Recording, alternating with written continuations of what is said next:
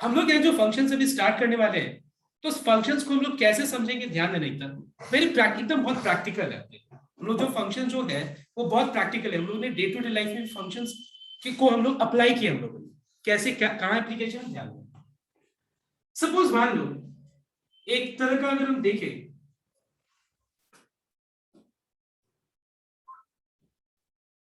तो फंक्शन को एक तरह का मैं मशीन ट्रीट करता हूं। फंक्शन को मैं एक तरह से एक मशीन जैसा ट्रीट करता हूं। तो मान लो मैं एक आज मशीन ले रहा हूं, बहुत ही सिंपल, जो कि हर के घर पे वो यूज होता है, that is a juicer juicer machine. है कि नहीं? जूसर मशीन हर कोई के घर पे यूज होता है। हम लोग क्या करते हैं, उसमें कुछ फ्रूट्स डाल देते हैं रॉ, और हम लोग को वो जूस के फॉर्म में हमको दे देता है। मतलब जो जूसर मशीन है वो क्या एक्ट करता है बताओ तो? फंक्शन के जैसा एक्ट करता है। समझ में मेरी बात? मतलब जूसर मशीन क्या एक्ट करता है बताओ तो? फंक्शन। मतलब जैसे हम लोग जूसर मशीन में कुछ डाल देते हैं फ्रूट्स, और वो क्या निकाल के दे देता है? आउटपुट। मतलब एज अ जूस हम लोग को आउटपुट देता है। लेकिन तुम देखेगा कि एक जूसर मशीन में एट ए टाइम अगर तुम मान लो मौसमी और सपोज ऑरेंज, सॉरी मौसमी और अगर पॉमीग्रेनेट दोनों डाल दोगे तो शायद वो एक उस तरीके से काम नहीं करे। मतलब हम क्या देखते हैं कि हम जूसर मशीन में जब डालते हैं कोई भी फ्रूट्स, तो एक किस्म का फ्रूट डालते हैं, एक ही टाइप का फ्रूट डालते हैं, और फिर हम लोग को क्या मिलता है उससे? एक जूस आउटपुट में हम लोग को क्या मिलता है? जूस मिलता है। सो एग्जैक्टली सेम वे हम लोग बोल सकते हैं कि फंक्शन एक तरह का मशीन है। एफ मतलब मशीन। जैसे जूसर हो गया, जूसर दिखता है, वैसे यहाँ क्या दिख रहा है तुम लोग को? एफ। अब जूसर में हम डालते हैं तो वो भी दिखता है हम लोग को। यहाँ क्या डाल रहे हैं बताओ तो? एक्स। उस मशीन में क्या डाल रहे हैं हम लोग बताओ तो? एक्स डाल रहे हैं। अब मशीन में एक्स डाल रहे हैं तो मशीन के अंदर बहुत कुछ होता है जो दिखता नहीं है कि कैसे वो कर रहा है काम। ठीक है? मशीन के अंदर जो जूसर मशीन अगर मान लो इलेक्ट्रॉनिक हो, वो वाला नहीं, घुमाने वाला नहीं अगर हो, तो उसके अंदर हमको दिखता नहीं कि वो काम कैसे करता है। लेकिन ये जो मशीन है ये दिखेगा कैसे काम करेगा। वो जो काम करने वाला जो चीज जो दिखेगा वो ये है। समझ में आया बात? मुझे मेरे बात समझ में सबको को? जैसे कि एफ एक मशीन है, एक्स मतलब जो उसमें हम डाल रहे हैं, डाल के क्या बन जाएगा वो प्रोसेस करने के लिए यहाँ पे दिया हुआ है। वो क्या दिया हुआ है बताओ तो? X square. ये मशीन क्या करके दे देगा? एक्स को एक्स स्क्वायर बना के दे देगा। क्या करके दे देगा? इस मशीन में एक्स डालेंगे तो वो डालेंगे तो एक्स एक्स स्क्वायर बना के मुझे दिख जाएगा, दिखेगा मुझे। समझ में सब को? अब देखो जहां से हम डालते हैं वो राइट से नहीं आता है।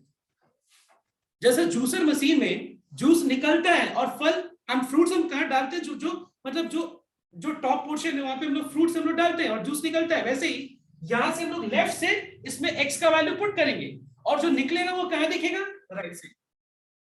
कहां दिखेगा बताओ तो? जो इसका आउटपुट है, जो रिजल्ट है, मतलब जो आउटपुट है वो कहां दिखेगा बताओ तो? Right side. और जो डालेंगे इस मशीन में वो कहां दिखेगा बताओ तो? लेफ्ट साइड में। जो डालते जहां से जिस पर्टिकुलर सेट से उसको हम एक क्या करते? ग्रुपिंग कर देते हैं लोग, क्लासिफाई कर देते हैं। और जो क्लासिफाई कर रहे हैं हम लोग, जो एलिमेंट्स को जो इस फंक्शन में हम डालेंगे, इस मशीन में डालेंगे, उसको मान लो एक सेट के अंदर लिख देते हैं, उसको बोलते हैं हम लोग डोमेन सेट। ये डोमेन सेट होता क्या है बताओ तो? अच्छा एक बात बताओ तो, एक मशीन में सपोज एक जूसर मशीन में हम मान लो जूस डाल देंगे तो क्या मिलेगा? क्या कुछ फायदा होगा? कुछ फायदा नहीं होगा। एक suppose let's say example, juicer machine में अगर हम व्हीट डालेंगे तो क्या मिलेगा? कुछ मिलेगा हम लोग को? नहीं। तो वैसे ही कहने का मतलब है, लिसन हियर, मतलब that juicer machine does not exist, does not work for what? For wheat, for let's say other grains like rice, या बहुत सारे जो अलग अलग ग्रेन्स होते हैं। क्या वो वर्क करेगा? नहीं। तो ठीक उसी तरह, तो मतलब उस जूसर मशीन का डोमेन क्या है बताओ तो? बताओ, कोई बता सकते हैं जूसर मशीन का डोमेन क्या होगा? Fruits. Very good, very good. Fruit, एक जूसर मशीन का डोमेन क्या हो गया? फ्रूट्स। क्योंकि हम उस जूसर मशीन में क्या डाल सकते हैं जिसके लिए वो मशीन काम करेगा, वर्क करेगा, एग्जिस्ट करेगा? फ्रूट्स। समझ में? तो वैसे एक फंक्शन का डोमेन होता है। फंक्शन का डोमेन क्या होता है पता है? फंक्शन का डोमेन का मतलब हो गया वो चीज जिसको फंक्शन में मतलब मशीन में डालेंगे तो मशीन मतलब वो फंक्शन एग्जिस्ट करेगा। अब एग्जिस्ट करेगा, जैसे जूस मिलेगा हम लोग को, जो फ्रूट्स डाल करके अलग अलग वैरायटीज का जूस मिलेगा, है कि नहीं? जैसा फ्रूट डालेंगे वैसा जूस मिलेगा। लेकिन उसमें क्या नहीं डाल सकते? हम लोग राइस नहीं डाल सकते, हम लोग व्हीट नहीं डाल सकते, हम लोग ऑयल नहीं डाल सकते। Are you getting my point? तो ठीक वैसे ही एक पर्टिकुलर फंक्शन एग्जिस्ट करेगा। का मतलब क्या है? का मतलब ये है कि उसका जो आंसर मिलना चाहिए, जो आंसर मिलना चाहिए वो कहां बिलोंग करना चाहिए बताओ तो? कहां बिलोंग करना चाहिए? राइट साइड में बिलोंग करना चाहिए। कहां पे बिलोंग करना चाहिए? रिपीट करो। राइट साइड में बिलोंग करना चाहिए। उस सेट का नाम क्या है पता है? कोडोमेन। उस सेट का नाम क्या होता है? Codomain set. ठीक है, जो मशीन में हम डालते हैं, जहां से डालते हैं उस मशीन में, जहां से फंक्शन में हम डालते हैं कुछ चीज, उस सेट का नाम है डोमेन सेट। उस सेट का नाम क्या है? Domain set. और उस सेट से मशीन में जब डालेंगे और वो प्रोसेस करके कुछ बना करके हमको दे देगा। क्या बना करके देगा? दिख रहा है ये ना, मशीन काम जो करेगा वो ये दिख रहा है। इलेक्ट्रॉनिक मशीन का जो अगर हम देखें, इलेक्ट्रॉनिक डिजिटल जूसर मशीन, अंदर क्या काम करेगा? नहीं, हमको सिर्फ दिख जाएगा आगे ये जूस, फ्रूट डाला, जूस मिल गया। लेकिन यहां मुझे दिख रहा है कि एक्स डालेंगे तो एक्स स्क्वायर बना के यहां पर दे देगा। तो जहां पे वो आएगा इसका आउटपुट, उस सेट को बोलते हैं हम लोग कोडोमेन सेट। ठीक है, और जहां से डालेंगे हम लोग इनपुट उस सेट से जहां से डालेंगे इनपुट, उसको बोलते हैं डोमेन सेट। उसका आउटपुट जहां पे बिलोंग करेगा उसको बोलते हैं कोडोमेन सेट। तो now let's say for example we have got 2 3 4 5 and 6, और यहां पे मान लो 1 4 9 10 16 15 25 30 एंड 36। अब एक बात बताओ, यहां पे तुमको जितना चीज जो दिख रहा है लेफ्ट साइड में, क्योंकि तुमको पता है कि डोमेन का मतलब होता क्या है? डोमेन का मतलब होता है वो सारा वैल्यूज जिसको हम फंक्शन में, जिसको मशीन में डाल सकते हैं और जिसके लिए वो मशीन एग्जिस्ट करेगा। एग्जिस्ट मतलब मुझे कुछ जो चाहिए वो मुझे देगा, वो जो देगा वो कहां पे होना चाहिए? कोडोमेन सेट में। ये 36 है। अच्छा एक बात बताओ, यहाँ पे मुझे ऐसा अगर दिखा 6, तो 6 को यहाँ डालेंगे तो क्या बना के वो दे देगा? 6 का स्क्वायर, 5 का स्क्वायर, 4 का स्क्वायर, 3 का स्क्वायर एंड 2 का स्क्वायर। अच्छा एक बात बताओ, लेफ्ट में ऐसे कोई भी एलिमेंट दिख रहा है जिसको डालने से ये एग्जिस्ट नहीं कर रहा है, मशीन फंक्शन एग्जिस्ट नहीं कर रहा है? कभी ऐसा होना नहीं चाहिए। अगर है तो याद रखो वो फंक्शन नहीं है, वो फंक्शन नहीं है। फंक्शन होने के लिए लेफ्ट वाले सेट वो होता है डोमेन सेट, मतलब वो सेट है तो होता है जिससे जहां हम लोग मशीन में फंक्शन में डालते हैं हम लोग एक्स की जगह पे। तो ये जो है यहाँ पे ऐसा कोई भी वैल्यूज नहीं होना चाहिए जिसका आउटपुट यहाँ पे कोडोमेन में ना हो। जैसे मान लो यहाँ पे 7 है, तो 7 का स्क्वायर कितना है? 49। क्या यार 49 है? मतलब वो ऑलरेडी होना चाहिए वहां पे। मतलब मान लो हम डाल रहे हैं और डालने के बाद कुछ ऐसा अनोखा चीज बना के दे दिया जो हम कंज्यूम ही नहीं कर सकते, जैसे फ्रूट्स। मान लो कुछ चमत्कार हो गया, जैसे हम लोग मशीन में डाले फ्रूट्स और वो ऐसा कुछ बना के दे दिया तो हम कंज्यूम ही ना कर पाए, तो वो नहीं होना चाहिए। तो इसीलिए वहां पे कोडोमेन वहां बता दिया गया, बता क्या दिया कि देखो ये चीज डालोगे तो वो आना चाहिए। क्या आना चाहिए? 2 डालेंगे तो 4 आना चाहिए, 3 डालेंगे तो 9 आना चाहिए। मतलब दिख रहा है यार, जो आना चाहिए वो दिख रहा है। यहाँ पे 4 डाल रहे हैं लोग, देख रहे हैं क्या रहे? 16 है, हाँ मतलब सही है। 7 डाल रहे मतलब नॉट एडिबल, मतलब सॉरी, मतलब हम लोग कंज्यूम नहीं कर सकते। समझ में आया बात? मतलब ये डाल भी नहीं सकते, ऐसे सोचो ना, ये डाल सकते हैं। कैसे पता चला? क्योंकि डाल रहे तो एग्जिस्ट ही नहीं कर रहे। तो कोडोमेन में एक्स्ट्रा वैल्यू हो सकता है, बहुत कुछ हो सकता है एक्स्ट्रा। समझ में? मतलब कोडोमेन एक लार्जर सेट है जहां पे अपना आउटपुट डोमेन सेट का, मतलब आउटपुट ना बोले तो अब एक प्रॉपर नाम उसको दे दे, इमेज। देखो इमेज, अब यहाँ पे मैं समझाता हूँ इमेज के बारे में क्या होता है। तो 2 का इमेज क्या है बताओ तो? इस मशीन में अगर हम डालेंगे 2, इस फंक्शन में 2 डालेंगे तो क्या बन जाएगा? तो image of 2 is how much? Image of 2 is 4। What is the image of 5? 25। अब एक बात बताओ, यहाँ पे कैसे कोई भी एलिमेंट है जिसका इमेज नहीं फॉर्म हो रहा है? क्या ऐसा हो सकता है? क्या ऐसा हो सकता है कि यहाँ पे है कोई एलिमेंट और उसका इमेज ना फॉर्म करे? वो मशीन में हो नहीं सकता है, हो ही नहीं सकता है।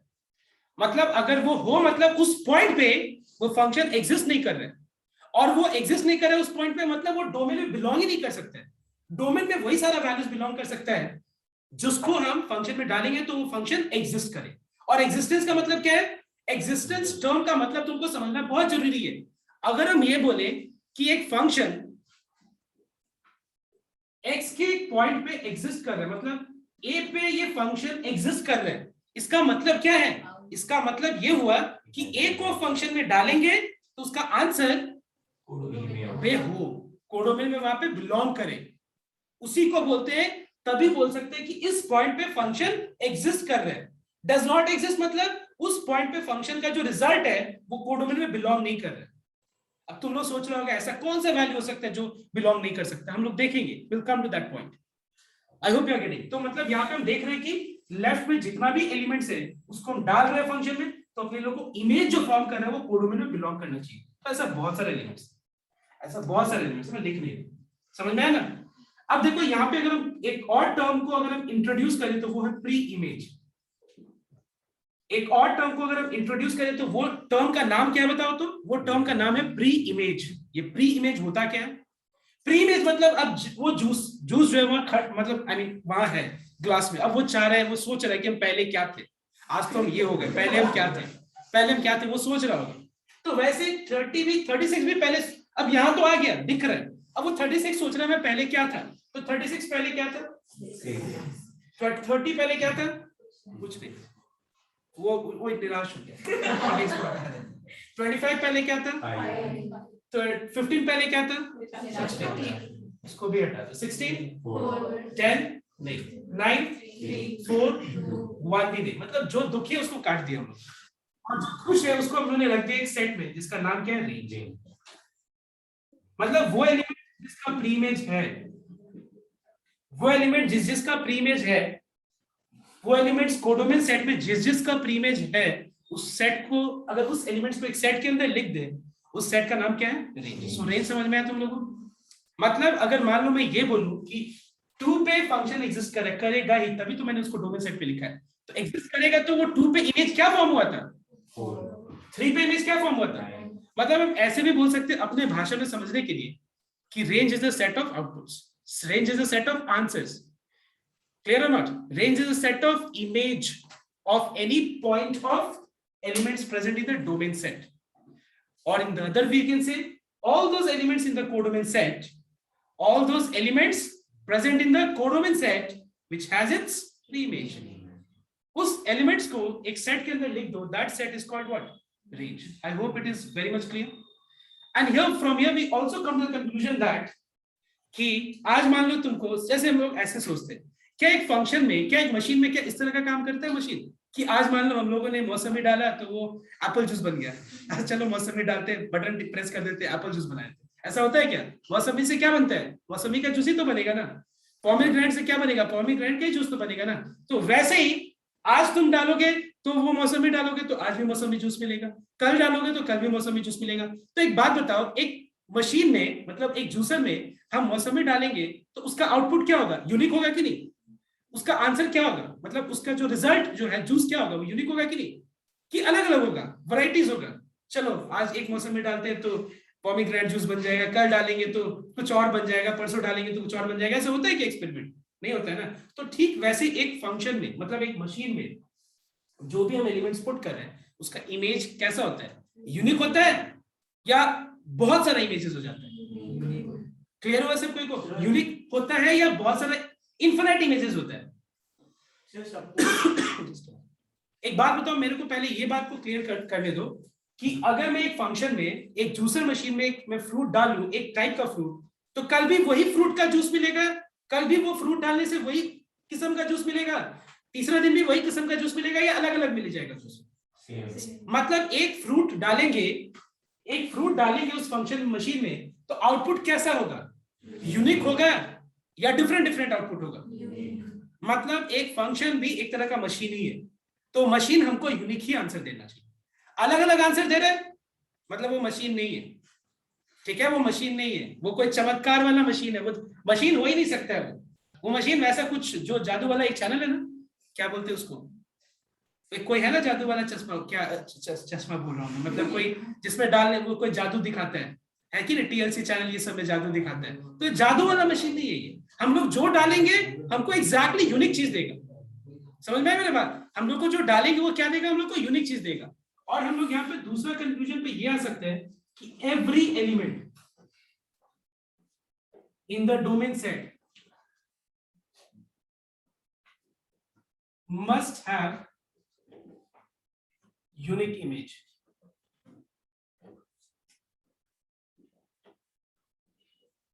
समझ में? मतलब every element present in the domain set का कैसा इमेज होना चाहिए, यूनिक इमेज होना चाहिए।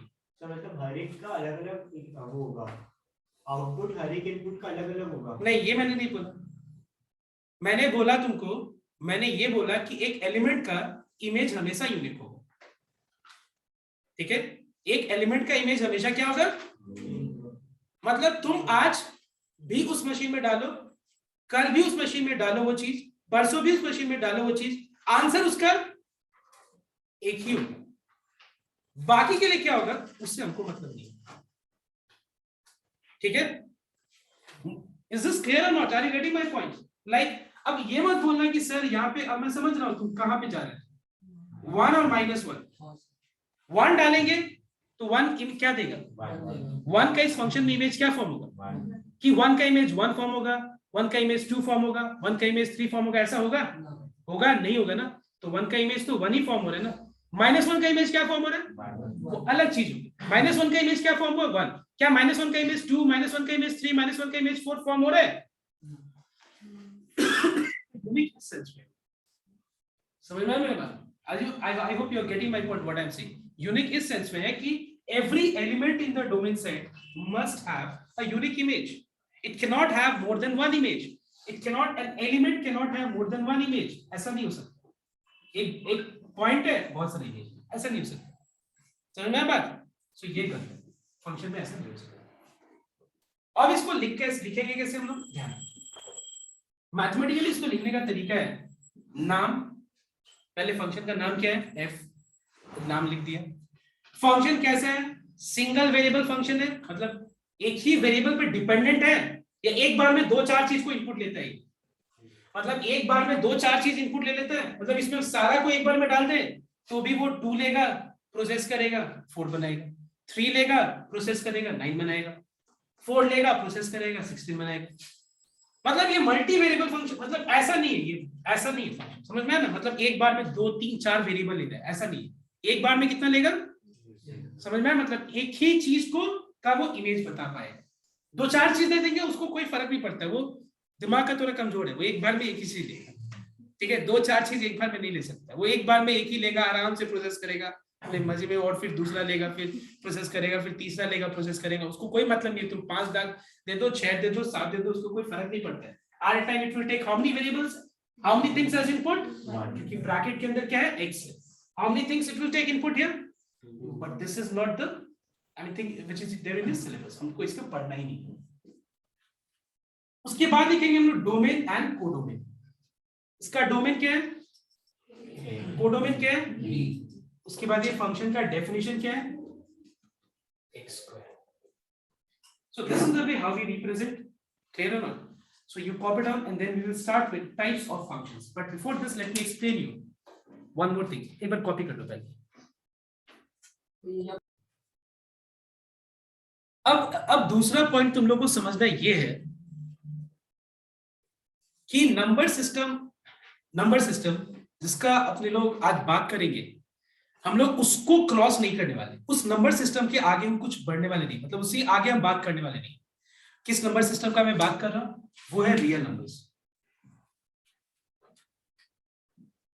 मैं आज जो भी सोचने वाला हूं इसके आगे नहीं सोचूंगा, Whatever thing, मतलब मेरे दिमाग में, प्लीज सब कुछ सुन लो, नहीं तो फिर बोलोगे कि सर ये नहीं डाल सकते हैं मशीन में, फंक्शन में ये नहीं डाल सकते हैं, ऐसे बोलोगे तुम। तो पहले ये मतलब समझ लो तुम लोग कि रियल नंबर्स का मतलब क्या होता है, what is the meaning of real, what are real numbers. Let me tell you one thing, let me इस तरह से हम डिफाइन करते हैं कि सारे नंबर्स ही रियल नंबर्स होते हैं except a/0 and square root of negative number.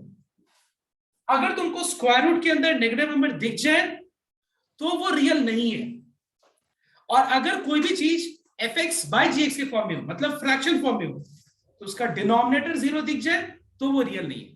तो डिनोमिनेटर 0 दिख जाए तो वो क्या है, वो अनडिफाइंड।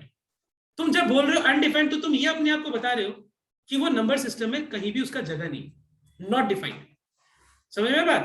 जब तुम बोल रहे हो square root of negative number, तो वो एक इमेजिनरी क्वांटिटी है, उसका अलग ही ब्रांच होता है, उसका रियल नंबर सिस्टम में, मैथ्स में उसका अलग जगह होता है।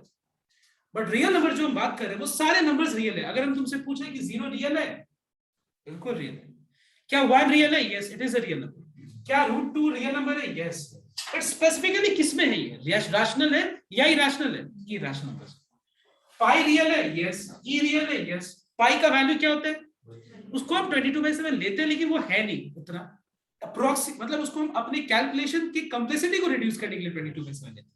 समझ में आया मेरी बात? पाई का वैल्यू हम 22/7 अपने कैलकुलेशन को स्कूल लेवल में इजी बनाने के लिए 22/7 लेते हैं, बट वो वैल्यू 3 पॉइंट उसके बाद बिलियन ट्रिलियन डिजिट तक जाता है, ठीक है। वैसे ई का भी वैल्यू 2 और 3 के बीच में लाई करता है, बट एग्जैक्ट हम नहीं बोल सकते, उसको हम क्या बोलते हैं कि ई का वैल्यू 2 और 3 के बीच में लाई कर, मतलब 2.73 समथिंग लाइक दैट, बट हम एग्जैक्ट क्या है वो भी नहीं बोल सकते। इसीलिए क्या किया जाता है, उस किस्म का नंबर्स को ई से 3 पॉइंट जो इतना लंबा जो तक जा रहा है, टने जा रहा है बिलियन ट्रिलियन डिजिट तक, उसको हम पाई से डिनोट कर देते हैं। स्कूल लेवल में कैलकुलेशन के लिए 22/7 ले लेते हैं, समझ में मेरी बात। तो अब देखो ध्यान से, तो ये सारा नंबर्स रियल नंबर्स है, रियल नंबर्स क्लियर हुआ। और अपने सिलेबस में जब हम बोलेंगे फंक्शन मतलब real valued function, real valued function मतलब उसमें डाल भी सकते हैं, तो क्या डाल सकते हैं, और उसमें जो आंसर मिलेगा वो भी क्या होना चाहिए। तो ये मत सोचना कि सर हम फंक्शन में क्या स्क्वायर रूट ऑफ -3 डाल सकते हैं, ये मत सोचना, ये रियल नंबर है। और ना इसका तुम आउटपुट सोचना, ना इसका तुम आंसर भी ये एक्सपेक्ट मत करना कि ये आना चाहिए। क्या हम नंबर में, क्या फंक्शन में हम a/0 डाल सकते हैं, क्योंकि a/0 क्या है, इसका तो नंबर सिस्टम में कहीं जगह ही नहीं है, इसका तो जगह भी है अलग, उसका अलग ही ब्रांच है मैथमेटिक्स मतलब नंबर सिस्टम में, लेकिन इसका कोई जगह भी नहीं है। a/0 क्या होता है, तुम ही बोलो नॉट डिफाइंड, कुछ वो चीज जो नहीं डिफाइंड है, मतलब वो है ही नहीं, उसमें स्थान ही कहीं नहीं है मैथ्स में। लेकिन हाँ ये है इसका जगह, लेकिन ये रियल नंबर्स के अंदर आता नहीं है, इसीलिए उसको नहीं लेंगे। So we are doing this type of function, repeat real value function, मतलब डालेंगे भी रियल नंबर्स, आउटपुट भी क्या होना चाहिए। तो जब हम बोलेंगे एक फंक्शन एग्जिस्ट कर रहा है तो आंसर क्या आना चाहिए, वेरी गुड, आंसर क्या आना चाहिए। तो अगर अपना कोडों में कुछ मेंशन नहीं है, मतलब हम क्या मानेंगे, क्या मानेंगे, रियल नंबर्स मानेंगे। क्लियर एवरीवन, मतलब अपने लोगों को ये चीज बहुत समझना पड़ेगा क्लियरली कि अगर हम बोलते हैं कि एक फंक्शन एग्जिस्ट कर रहा है for some set of values of domain, for set of values of domain मतलब उस पॉइंट्स पे, उस वैल्यूज पे जो फंक्शन का जो वैल्यू है वो एग्जिस्ट कर रहा है, और एग्जिस्ट करके आंसर कहां आ रहा है, कहां बिलोंग कर रहा है, रियल नंबर्स में। मतलब रियल नंबर्स के ऊपर ना, हमको उसके बियॉन्ड सोचना ही नहीं है, हमारा जो भी सोचे उसके अंदर तक ही रहे। Clear everyone. अब जो है रियल नंबर्स को पता चल गए, अब हम लोग स्टार्ट करेंगे कि एक फंक्शन का डोमेन निकाला कैसे जाता है। अभी भी बहुत सारी चीज क्लियर नहीं है, जैसे relationship between relation and function, आएंगे पॉइंट पे, डोंट वरी। बट एक काम करते हैं, पहले मैं एक बार डोमेन निकालना सिखा देते हैं सिंपल फंक्शंस का। तो पहले स्टार्ट करते हैं rational functions.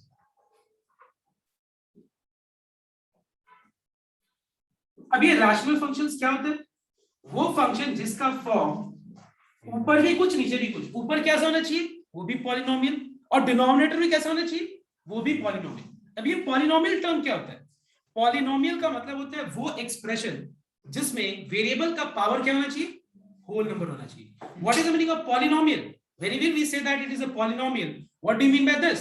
Polynomial means that expression where the power of variable, dependent variable is exactly even, whole number, like 3x square plus 5x plus 6. What is this? Polynomial. If I say 3x to the power minus 2 plus 6x minus 1, what is this? Polynomial. Not a polynomial, because the power of x is minus 2. Do you think it is a whole number? No. Now you will justify that. No, I can write 3 by x square and this is a whole number. But मैंने क्या बोला कि power of x is a whole number, इस form में नहीं, किस form में बताओ तो। पॉलिनोमियल का फॉर्म क्या होता है, x न्यूमरेटर में होना चाहिए, डिनोमिनेटर में नहीं होना चाहिए। मतलब x मतलब x का पावर 2, x का पावर 3, मतलब x का पावर क्या होना चाहिए, होल नंबर होना चाहिए। उसी को क्या कहते हैं हम लोग, पॉलिनोमियल। ये पॉलिनोमियल नहीं है, तो ये पॉलिनोमियल हो गया। ये what is this, this is a polynomial और not, is this a polynomial or not? What is this, what is this? ये सब पॉलिनोमियल। नाउ अब जो है रैशनल फंक्शन का मतलब होता है जिसमें न्यूमरेटर और डिनोमिनेटर दोनों में पॉलिनोमियल एक्सप्रेशन, ये होती है रैशनल फंक्शन। तो मिक्स मत होना इससे, और समझ में ना, आई क्लियर हुआ अभी। तो देखो रैशनल फंक्शन का मतलब क्या होता है, जिसके न्यूमरेटर में और डिनोमिनेटर में दोनों में ही पॉलिनोमियल एक्सप्रेशन, उसको क्या बोलते हैं हम लोग, रैशनल फंक्शन। क्लियर। अब देखो इसका डोमेन क्या हो, मैं क्या जानना चाहता हूं, मैं जानना चाहता हूं कि ये फंक्शन किस किस रियल नंबर्स पे, समझ में ना, मैं तो रियल नंबर्स के ऊपर बात नहीं कर सकता हूं ना, किस किस रियल नंबर्स पे ये एग्जिस्ट करता है, ये फंक्शन का वैल्यू एग्जिस्ट करता है, मतलब इसका आंसर क्या आना चाहिए, रियल होना चाहिए। समझ में ना? अभी तो क्लियर हो ना? एग्जिस्ट करना चाहिए मतलब रियल होना चाहिए। अब एक बात बताओ, एक रैशनल फंक्शन पे चिंता किस बात का है? एक रैशनल फंक्शन में हमको सिर्फ इसी बात का बस फिक्र है कि इसके डिनोमिनेटर जीरो ना हो, क्योंकि डिनोमिनेटर जीरो जैसे हुआ प्रॉब्लम हो जाएगा। डिनोमिनेटर जीरो हुआ मतलब वो क्या हो जाएगा? अनडिफाइंड हो जाएगा। तो एक बात बताओ, ये एक रैशनल फंक्शन है, तो तुमको क्या तुम ये अग्री करते हो इस पॉइंट से कि ये सब सारे रियल नंबर्स के लिए एग्जिस्ट करेगा, सिर्फ एक के लिए एग्जिस्ट नहीं करेगा? कब एग्जिस्ट नहीं करेगा? जब इसका डिनोमिनेटर ही जीरो हो जाएगा। इसका डिनोमिनेटर कब जीरो हो जाएगा? तो देख के समझ में आ रहा है कि नहीं? तो इसका डोमेन क्या हो जाएगा? है कि नहीं? समझ में आया कि नहीं सबको? इसका डोमेन हो जाएगा ऑल रियल नंबर्स एक्सेप्ट, क्योंकि ये फंक्शन हर एक रियल नंबर्स पे एग्जिस्ट करेगा। मतलब इसका आंसर वो रियल नंबर्स डालेंगे तो इसका आंसर जो है वो एग्जिस्ट करेगा। कहां एग्जिस्ट करेगा? रियल नंबर्स, कोडोमेन पे। कोडोमेन क्या है? नहीं है कुछ तो क्या है? रियल नंबर्स है। तो ये हर एक रियल नंबर्स पे एग्जिस्ट करेगा except for one, and that is -2। Alright everyone? तो कैसे लिखेंगे हम लोग? Now for the denominator to be zero,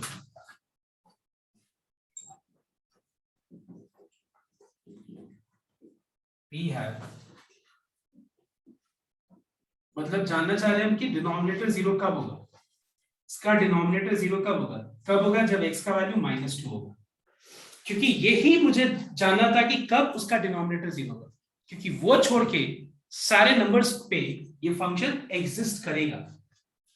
Therefore, the domain of this function is all real numbers except -2. Read out and please make sure that you write in this way. Don't write in this way. You get 0. I mean, there will be 4 answers. So हो सकता है किसी answer में bracket ये ना लेकर के ऐसा दिया है तो तुमको 0 मिलेगा। सर वो r -2 हाँ, मतलब r एक्सेप्ट कौन सा नंबर्स एलिमेंट ये। तो डोमेन में सारा नंबर्स का इमेज एग्जिस्ट हो रहा है, सारे नंबर्स का इमेज फॉर्म हो रहा है। कहां पे? कोडोमेन। कोडोमेन क्या है? रियल नंबर्स है, सिर्फ एक का नहीं हो रहा, इसलिए मैंने डोमेन से हटा दिया। क्योंकि फंक्शन में डोमेन का डेफिनेशन क्या होता है? What is the definition of domain of a function? Domain का मतलब होता है every element in that set has its what? Unique image. Clear? तो इसलिए एवरी, अगर हम -2 को डाल देते डोमेन में तो ये तो पहला बात हम गलती कर रहे हैं, और दूसरा पॉइंट है हम वायलेट कर रहे हैं डेफिनेशन ऑफ डोमेन, क्योंकि -2 का इमेज ही फॉर्म नहीं हो रहा, अनडिफाइंड आ रहा है। क्लियर हुआ सबका? ठीक है। अब मुझे दूसरा पॉइंट ये बताओ तुम लोग कि fx equal to x plus 2 का डोमेन क्या है? दिमाग लगाओ, सोचते रहो, सोचते रहो। अपने पे कॉन्फिडेंस रखना। Absolutely correct, all real numbers will be its domain. Why? Because कभी भी तो ये जीरो, देखो डिनोमिनेटर तो, डिनोमिनेटर पे मेरा कोई दिक्कत ही नहीं है ना। डिनोमिनेटर तो क्या है? कुछ नहीं, 1 है, कांस्टेंट है, तो डिनोमिनेटर के लिए कोई प्रॉब्लम ही नहीं है। और ये पॉलिनोमियल है, तो पॉलिनोमियल फंक्शन में हम जो भी x का वैल्यू डालें उसके हमेशा इसका आंसर क्या आएगा? या तो 0 आ सकता है या कुछ और आएगा। 0 आएगा तो भी कोई दिक्कत नहीं है, क्योंकि 0 भी तो रियल नंबर्स होता है ना, होता है ना। अगर कुछ और है तो भी कोई प्रॉब्लम नहीं। प्रॉब्लम कब होता है? जब x डिनोमिनेटर में हो। तो जब x डिनोमिनेटर में हो, x वाला एक्सप्रेशन, तो इस तरह का फंक्शन को क्या बोलते हैं? तो रैशनल में क्या देखते हैं कि डिनोमिनेटर 0 कब होगा, तो डिनोमिनेटर को सीधा 0 से इक्वलाइज करके निकाल दो पॉइंट और उसको हटा दो। समझ में? और पॉलिनोमियल है तो डायरेक्ट आंसर लिख दो, सारा रियल नंबर्स इसका डोमेन। ठीक है। तो यहां भी हम लोग जो नंबर 2 जो देखे, ये किस तरह का फंक्शन है? Polynomial.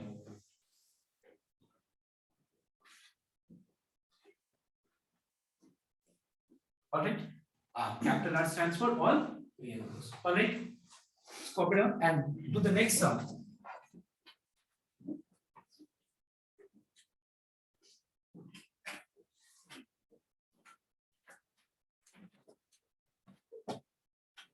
Find the domain of this function.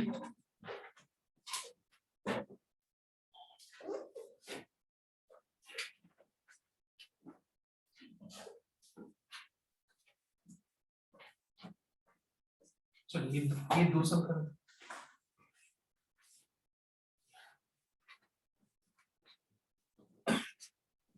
Sir हाँ बोलो। सर जैसे हम लोग एक्सेप्शन शो करने के लिए हम लोग यहाँ कर्ली ब्रैकेट्स देते हैं ना, हाँ। सर इसका मतलब इसका कोई रिप्रेजेंटेशन नहीं है ना? मतलब जैसे ये इंक्रीजिंग डिक्रीजिंग में हम लोग देखता था कि स्क्वायर ब्रैकेट्स और ओपन ब्रैकेट्स वो यूज तो हो गया करते हैं तुम्हारा। इंक्लूसिव के देखो, लिए। जब हम ये ब्रैकेट कब यूज करेंगे, ये ब्रैकेट कब यूज करेंगे, जब हमको कुछ नंबर्स को, कुछ सिलेक्टिव नंबर्स को हमको एलिमिनेट करना है। और ये वाला कब यूज करेंगे, जब हमको यहां से लेके यहां तक सारा नंबर्स को एक्सक्लूड करना है। मतलब 2 से लेके 2 से मतलब including 2 including 3 and all the numbers between 2 and 3 all the real numbers, तब मुझे ये यूज करना होगा। लेकिन इसका मतलब क्या है, ओनली -2 सेट, तब मैं सेट वाला मेथड यूज कर रहा हूं। Okay sir.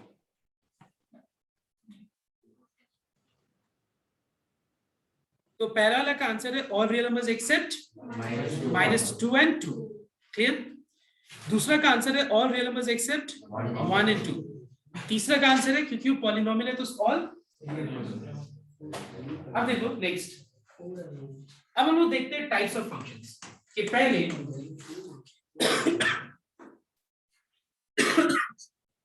अब टाइप्स ऑफ फंक्शंस में भी हम क्या करेंगे, पहले देखना एक बार। Before starting types of functions, I'll explain you what is the difference between a relation and a function. देखो रिलेशन जब टर्म आता है तो खुद दिमाग में आ जाता है कि चलो रिलेशन मतलब दो कंपोनेंट्स के बीच में रिलेशनशिप क्या है, ठीक है ना। दो कंपोनेंट्स के बीच का रिलेशनशिप क्या है, उसी को रिलेशन बोलते हैं लोग, है कि नहीं। तो एक बात बताओ तुम लोग, सबसे पहला पॉइंट, यहां पे मैं एक पिक्टोरियली दो सेट के एलिमेंट्स के बीच में जो रिलेशनशिप है उसको मैं यहां शो कर रहा हूं। और यहां पे मैंने दे दिया इस तरह का एरो दिया। अब बताओ मुझे, क्या ये रिलेशन मतलब दो सेट, दो जो सेट है वो सेम भी हो सकता है। होता है ना, हम लोग अपने फैमिली में ही ढूंढना चाहते हैं ना कि अपने फैमिली में क्या रिलेशन है कि नहीं। तो फैमिली में एक दूसरे में क्या रिलेशनशिप है, हम लोग ये भी ढूंढना चाहते हैं, बहुत बड़ा फैमिली। और हम लोग ये भी जानना चाहते हैं कि दो फैमिली में क्या रिलेशनशिप है कि नहीं। तो वैसे जो दो सेट है वो सेम भी हो सकता है, वो डिफरेंट भी हो सकता है। बट तुम्हारे सिलेबस में तुम देखना रिलेशन में जो है वो दो अलग अलग सेट नहीं है। When you study this chapter relations you will find that there are not two different sets but the same set. मतलब R is a relation in A। What is the meaning of this? R is a relation in A मतलब हम लोग जो relationship ढूंढना चाह रहे हैं, जो हम रिलेशन जो चैप्टर पढ़ेंगे वो हम एक ही फैमिली का रिलेशन पढ़ेंगे, एक ही फैमिली के बीच का रिलेशन पढ़ेंगे। Now listen here. Yeah, listen here now. So my question was कि क्या ये फंक्शन है या नहीं, बताओ तो। है फंक्शन? नहीं। ये डोमेन है, ये रेंज, सॉरी कोडोमेन है। तो ये क्या फंक्शन है? इसका कारण क्या बताओ तो। एक एलिमेंट है जिसका कोई इमेज फॉर्म नहीं है। अगर मान लो मैं इसका इमेज को कनेक्ट कर दूं 4 से, सॉरी ई का इमेज में 4 बोल दूं, ठीक है। अब ये फंक्शन है, yes this is a function where this is what type of function, this is many to one, this is many to one function. मतलब यहाँ पे एक का दो बहुत सारा प्री इमेजेस है, ऐसा हो सकता है एक का बहुत सारा प्री इमेजेस है, लेकिन ऐसा नहीं हो सकता। देखो एक बार,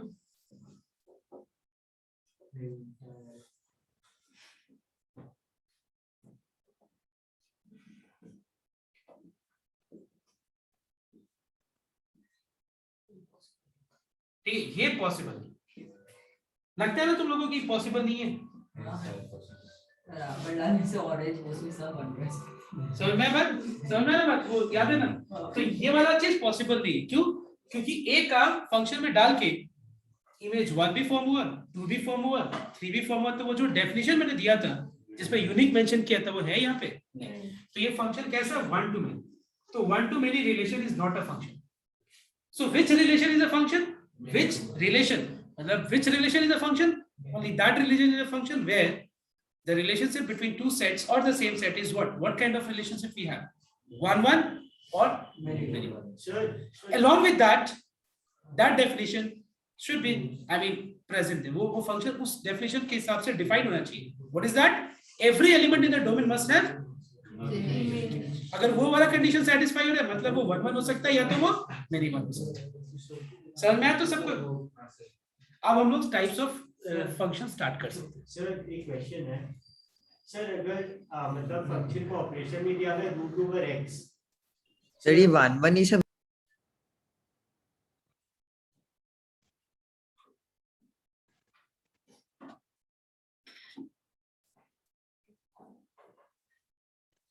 So let me start with 1 1 and many 1. अब देखो मैंने क्यों नंबर 1 के अंदर दो चीज लिखा। नंबर 1 इसको ऐसे नहीं कि नंबर 1 एंड नंबर 2 अलग अलग लिखा। नंबर 1 हेडिंग और उसके अंदर दो 1 1 एंड मेनी 1। हाँ, इसका कारण यही है कि अगर मैं एक स्विच लूं, स्विच या मान लो ये वाला अभी अगर जूम मीटिंग जो है चल रहा है, इसमें यहाँ पे म्यूट का ऑप्शन क्या है, 2 है ना। म्यूट में हम क्या कर सकते हैं, या तो म्यूट कर सकते हैं या अनम्यूट कर सकते हैं, बीच में तो कोई ऑप्शन नहीं है। जैसे एक स्विच है, स्विच का हम क्या कर सकते हैं बताओ तो, ऑन कर सकते हैं या तो ऑफ कर सकते हैं। क्या वो ऑन ऑफ कर सकते हैं हम लोग? Just call. So what I was explaining is a switch can have what two states only. It can be either in on state or in off state. It cannot be in both the states at a time, है कि नहीं? तो exactly same way एक function या तो वो 1 1 हो सकता है at a time या फिर वो many 1 हो सकता है। वो दोनों एक साथ नहीं हो सकते। जैसे देखना एक बार फॉर एग्जांपल, ये देखना एक फंक्शन 1 1।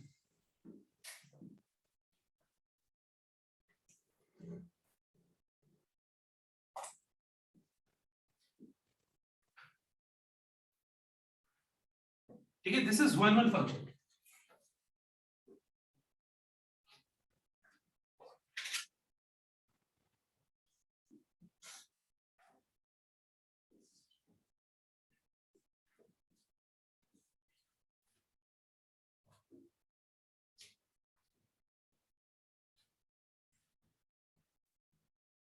अब बताओ तो ये कैसा फंक्शन है? मेनी 1 है। अच्छा बताओ तो इसमें रिलेशनशिप मेनी 1 भी है, यहाँ पे रिलेशन मेनी 1 का भी है और 1 1 का भी है, लेकिन फिर भी इसको हम क्या बोलेंगे बताओ तो? ये मत बोलना सर ने तो अभी बोला था कि स्विच का स्टेट ऑन एंड ऑफ दोनों तो साथ में हो ही नहीं सकता। यहाँ तो 1 1 भी दिखा रहे हैं, मेनी 1 भी दिखा रहे हैं, लेकिन इसको मेनी 1 बोलेंगे हम लोग। इसको कैसा फंक्शन बोलेंगे? It is called many 1। This is not 1 1। Don't say that sir यहाँ पे तो रिलेशन 1 1 का भी है, मेनी 1 का भी है, तो इसको आप मेनी 1 क्यों बोल रहे हैं? बिकॉज यहाँ पे हम देख रहे हैं कि बहुत सारे एलिमेंट्स है इसका एक ही इमेज, इसलिए इसको मेनी 1 कहा जाएगा। Alright, clear? नाउ अब मैं एक काम करता हूं, पहले इतना तक करके और नेक्स्ट क्लास में हम लोग इसका आगे हम लोग कंटिन्यू करेंगे। बट एक और चीज, आज मैंने स्टार्ट करा दिया, मैं आज एक इसका वीडियोस में बहुत सारे भेजूंगा। तुम लोग से जितना हो पाए ना, तुम लोग अगर कंप्लीट हो, देखो मैं तो कराऊंगा, लेकिन अगर तुम लोग कर लेगा तो इसका फायदा क्या होगा कि ऑलरेडी तुम्हारा हुआ रहेगा, मैं थोड़ा फास्ट जा सकता हूँ। ऑलराइट, बिकॉज एग्जाम्स थोड़ा थोड़ा क्या तुमको पता ही है, डे टू डेट है, ऐसा तो थोड़ी ना कि थोड़ा और बहुत कम, थोड़ा और बहुत में मेजर कर सकते हो। You have days, it's very clear, Monday से एग्जाम है, तो तुमको मैं भेजूंगा और तुम लोग को एक बार इसको कंप्लीट करना है। ऑलराइट,